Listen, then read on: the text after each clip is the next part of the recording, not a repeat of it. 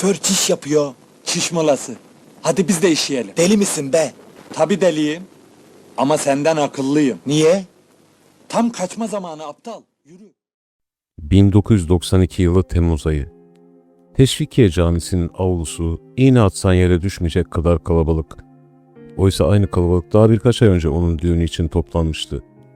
Ne acıdır ki o kalabalık düğünden sadece birkaç ay sonra hayatının en verimli çağında bir üniversitenin havuzunda son nefesini veren Yavuz Çetinkaya'yı uğurluyor. 44 yaşında aramızdan ayrılan sinema doktoru Yeşilçam'ın yerleşik düzenine neden savaş açmıştı? Eşi Meral Hanım tam 30 yıl boyunca kalbinde yaşattığı o büyük aşkın acısıyla nasıl ayakta kalabildi?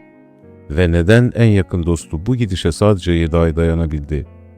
Bugün Deli Deli Küpeli'nin deli hakimi, Amansız Yol'un Topal Yavuz'u, Bizimkiler dizisinin kedi doktoru Yavuz Çetinkaya'nın hayatına dokunacağız. İyi seyirler.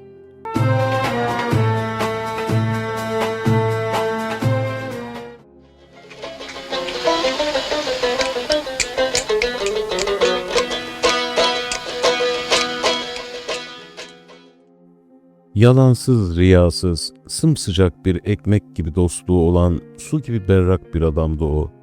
Yavuz Çetinkaya 7 Mart 1948'de İzmir'de doğdu. Babası bir ilkokul öğretmeniydi.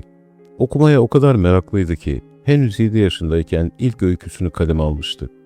İstanbul'da Robert Koleji'ni bitirdikten sonra İstanbul Üniversitesi'nde psikoloji okudu.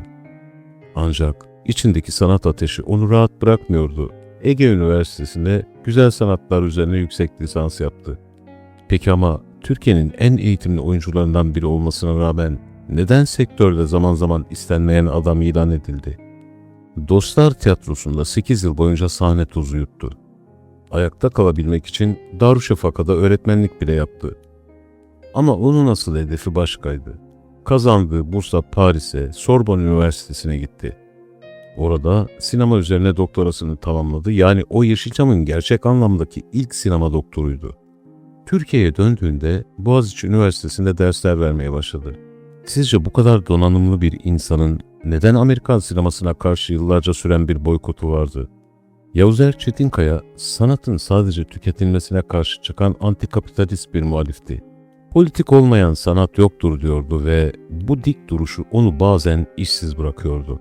Onu daha çok Kemal Sunal filmlerinden, Deli Deli Küpeli'deki o unutulmaz hakim rolünden ya da Gurbetçi Şaban'daki o kurnaz aracı karakterden hatırlıyoruz. Aşk filmlerinin unutulmaz yönetmeni filminde görme yetisini kaybeden kameraman Hakkı'yı oynarken aslında Yeşilçam emekçilerinin o hüzünlü halini yansıtıyordu.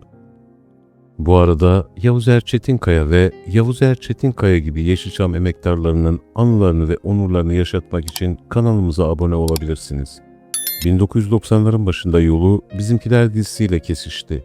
Dizide canlandırdığı doktor karakteri aslında yıllarca onun doktorasıyla dalga geçenlere verilmiş sessiz bir cevaptı. İşte tam o sette hayatının ikinci baharını yaşayacağı kadını Meral Çetinkaya'yı buldu. Evet, kedi babası.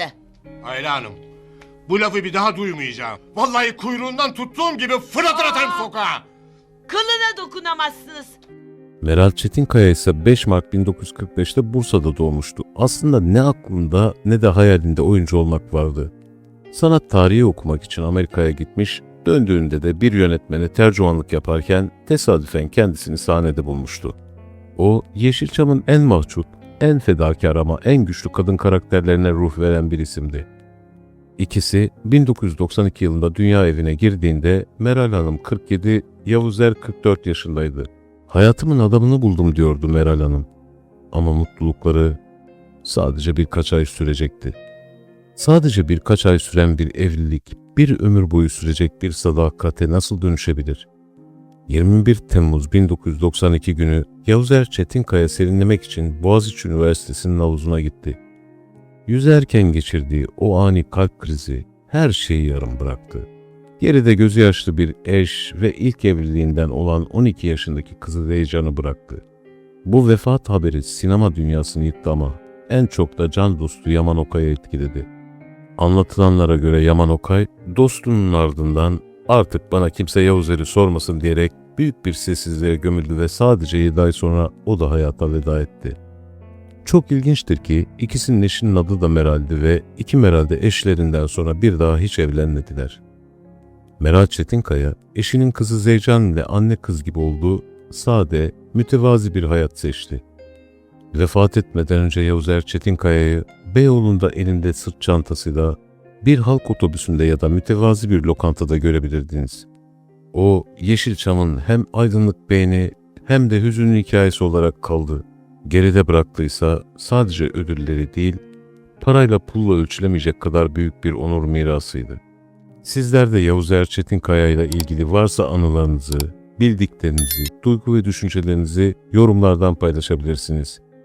Bir sonraki hikayede görüşene kadar esen kalın.